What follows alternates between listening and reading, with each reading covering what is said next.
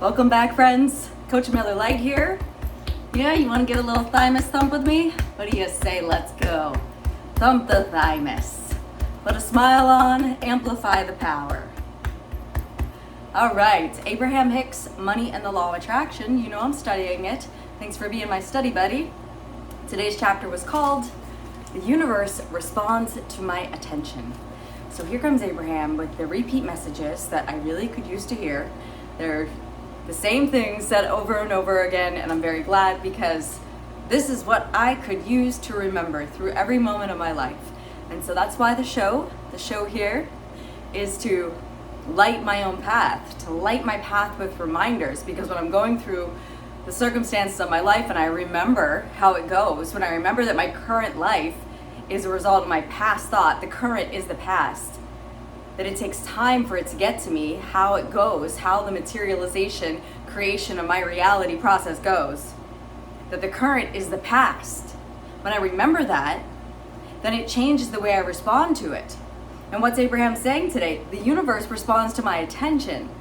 So when my attention is on my current circumstance and I'm reacting to it, that reaction is going to cause that circumstance to keep repeating in my life. You ever notice the same things keep on repeating over and over again?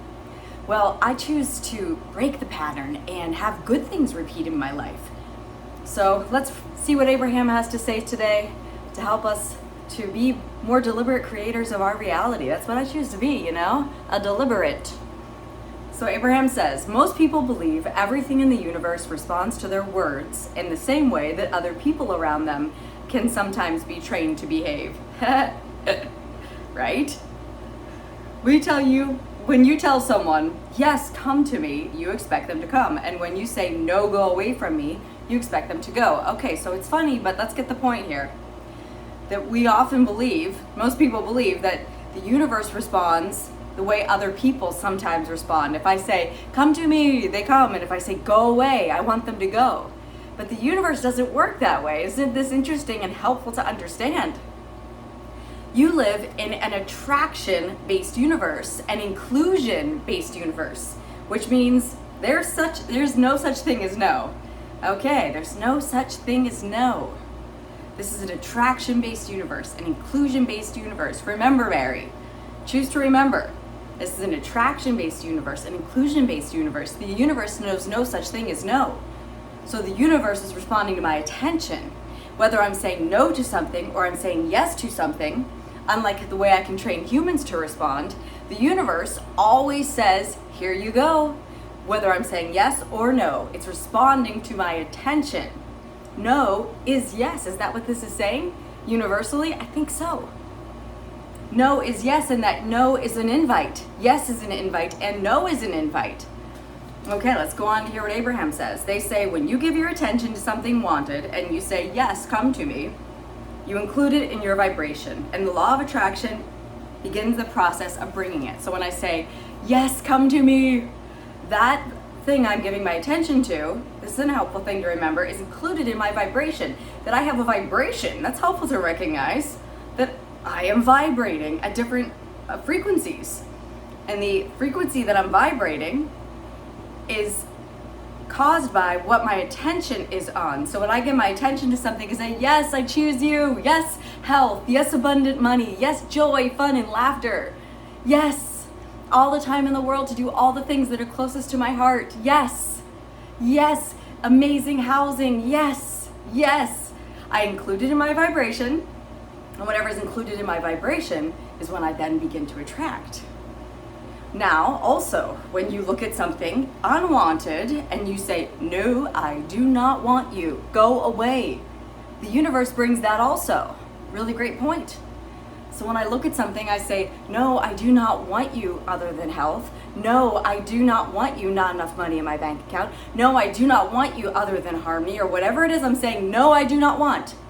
The war against drugs, what does it bring? More drugs. Why? Because when we say no to something, we press against it, we're actually including it in our vibration. And the universe isn't responding to my saying no, it's responding to what's included in my vibration. As long as it has my attention, it's included in my vibration. Isn't this great to remember? So I'm going to the great buffet of life, And whatever my attention is on is putting it on my plate. It's not saying, no chicken wings, I don't want you. If I look at the chicken wings and say no in this universe, they get on my plate. Why? It's attracted chicken wings here on Thanksgiving. Do you get the idea? I'm getting the idea. That's really the point, right? It's for me to get the idea. Because if one person on this planet got this idea, can you imagine? Is there anyone else anyways, right? Maybe it is just me. Maybe it's all coming from within me. Okay. That's funny. Maybe. All right, let's continue on. What do you say? Your attention to it, and therefore your vibrational alignment with it, is what causes the response, not your words.